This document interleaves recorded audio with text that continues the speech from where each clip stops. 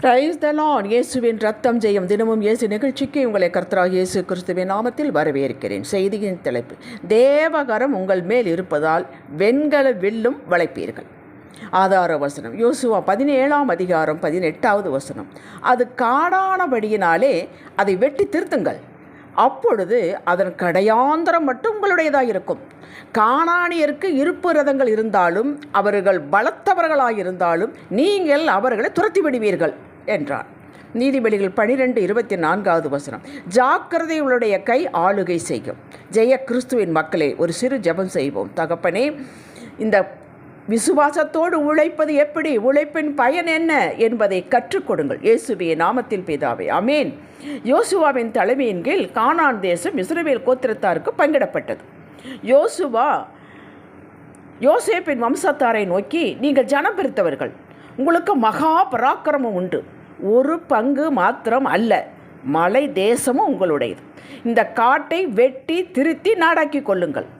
அங்கே கானானியர் குடியிருக்கிறார்கள், அவர்களிடம் இருப்பு ரதங்கள் உண்டு, பலத்தவர்கள் என்று பயப்படாதீர்கள், நீங்கள் அவர்களை துரத்தி விடுவீர்கள் என்றார். அதாவது, இந்த மலை தேசத்தை கொடுத்தேன், அதை நாடாக்கி கொள்ள கிருபையும் ஞானமும் பலனும் கொடுக்கிறேன். எத்தனை எதிரிகள் அதை சொந்தம் பாராட்டி பற்றி கொண்டிருந்தாலும் அவர்களை உங்களிடமிருந்து துரத்தி விடுவேன் என்கிறார் கர்த்தர். ஜாக்கிரதை உள்ளவனிடத்தில், விசுவாசம் உள்ளவனிடத்தில், பொறுப்பு உள்ளவனிடத்தில் காட்டை கொடுத்தால் நாடாக்கி விடுவான்.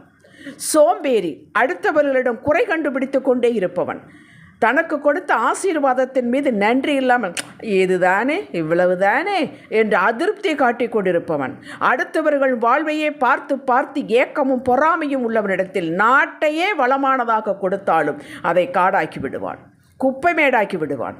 இவன் பொறுப்பற்றவன், கீழ்ப்படியாதவன், நம்பிக்கையற்றவன். மத்தேயு 25ஆம் அதிகாரத்தில் இயேசு ஒரு உவமையை சொன்னார். பரலோக ராஜ்யத்தை பற்றி ஒரு உவமையை சொன்னார். 5, 2, 1 தாளந்துகளை பெற்றவர்கள் என்ன செய்தார்கள் என்று சொன்னார். 5 பெற்றவன் 10 ஆக்கினான், 2 பெற்றவன் 4 ஆக்கினான், 1 பெற்றவன் ஏதும் செய்யாமல் திருப்பி கொடுத்தான். அதை வாங்கி 10ஆக ஆக்கினவனுக்கு கொடுக்க சொன்னார். ஆம், உள்ளவனுக்கு இன்னும் கொடுக்கப்படும், பரிபூரணம் அடைவான். என்ன உள்ளவன்? பொறுப்பை உணர்ந்து செயல்படுகிறவன், நம்பிக்கை உள்ளவன், தெய்வ பயம் உள்ளவன், தன் வேலையில் ஜாக்கிரதையாக இருப்பவன், அதன் மேலேயே கண்ணாக இருப்பவன், கருத்தோடு இருப்பவன், இவன் உள்ளவன். கர்த்தரோடு இணைந்து செயலாற்றுவன், இவன் உள்ளவன். தாவீது அரசனான போது இருந்ததை காட்டிலும் பின்னாட்களில் அவன் ராஜ்யத்தின் எல்லையை பெருக்கினான். தாவீது தேவ வார்த்தை ஒரு வார்த்தையை பெற்றுக்கொண்டான். உம்முடைய தேவன் உமக்கு துணை நிற்கிறார் என்ற வார்த்தை இவனுக்கு கிடைத்தது. 1 நாளாகும் 12:18. இந்த வார்த்தை கிடைத்ததும் இறங்கினான். கர்த்தர் நமக்காக யுத்தம் செய்வார், மோசேயோடு இருந்து வழி காட்டிருந்த போல எனக்கும் செய்வார் என்று விசுவாசத்தில் இறங்கினான். சகலத்தையும் பெற்றுக்கொண்டான். ராஜ்யம் விரிவாக்கப்பட்டது. தாவீது செயல்பட்டான். தாவீது போன இடத்திலெல்லாம் கர்த்தர் அவனை காப்பாற்றினார், வெற்றி கொடுத்தார். 1 நாளாகும் 18:6 இப்படி சொல்லுகிறது. அம்மோன் புத்திரன் ராஜாவின் கிரீடம் வைர கிரீடமாம் தாவீதின் தலையில் வைக்கப்பட்டது என்று. 1 நாளாகும் 22. ஆம், கர்த்தரின் துணையோடு காட்டை நாடாக்கினான். எதிரிகள் காணாமற் போனார்கள். தாவீதின் தன் பலத்தை பராக்கிரமத்தை நம்பி இறங்கவில்லைங்க, முற்றிலும் கர்த்தரையே சார்ந்திருந்தான். ஆனால் செயல்பட்டான். ஆகையான் இவன் மலைகளை மடுவாக்கினான். மக்களே, உங்கள் கையில் என்ன இருக்கிறது? லாபமே பார்த்திராத பிஸ்னஸா? சந்தோஷப்படுத்தாத பிள்ளைகளா?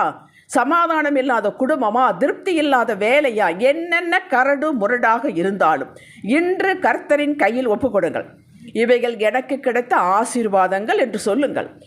ஆனால் பிரயோஜனமற்று இருக்கிறது, இதில் சந்தோஷம் இல்லை, சகலத்தை உபயோகமுள்ள, பயனுள்ள, பலனுள்ள, நேர்த்தியுள்ளவைகளாக மாற்றி தாரும் தகப்பனே என்று ஜெபியுங்கள்.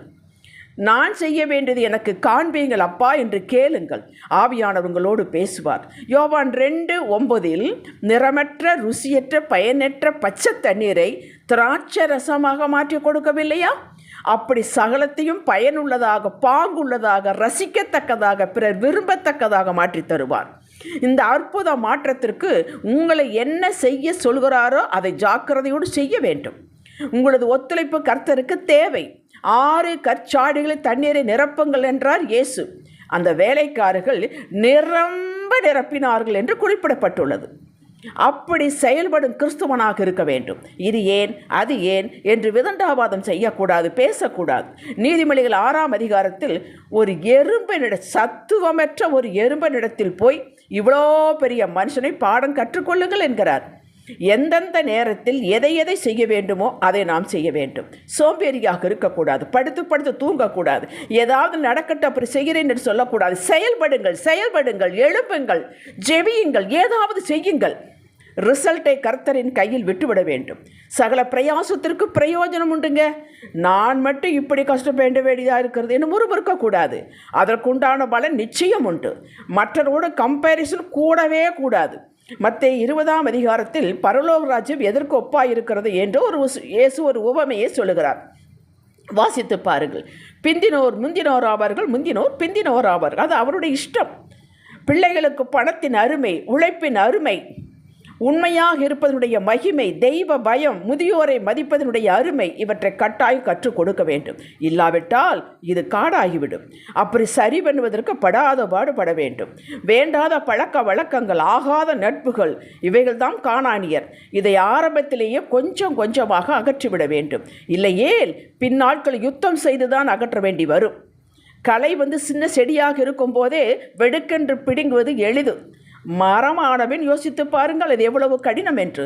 ஆரம்பத்திலேயே நீங்களும் நன்றாக தேவ கட்டளைக்கு வளைந்து கொள்ளுங்கள். பிள்ளைகளையும் வளைத்து பழக்குவீங்கள். இது வெற்றியின் பாதையில் உங்களை நடத்தும். உங்களை தோற்கடிக்க எவராலும் முடியாது. ஹல்லேலூயா. ஜெபிக்கலாம். கர்த்தாவே, உமது கிருபையால், பெலத்தால், யோசனையால் சகலத்தையும் மாற்றி பயனுள்ளதாக ஆக்கி கொள்வேன். சோம்பரியாக இருக்க மாட்டேன். ஜாக்கிரதையோடு ஞானத்தோடு வேலை செய்வேன். வெண்கல வில்லையும் உமது கிருபையினால் வளைத்து காட்டுவேன். தகப்பனே, நீர் என்னோடு இருந்தால் காடும் நாடாகும். உள்ளவன் என்ற பெயர் எடுத்து நீர் வைத்திருக்க சகல ஆசீர்வாதங்களையும் பெற்றுக்கொள்வேன். இயேசுவின் நாமத்தில் பிதாவே, ஆமேன். ஹல்லேலூயா.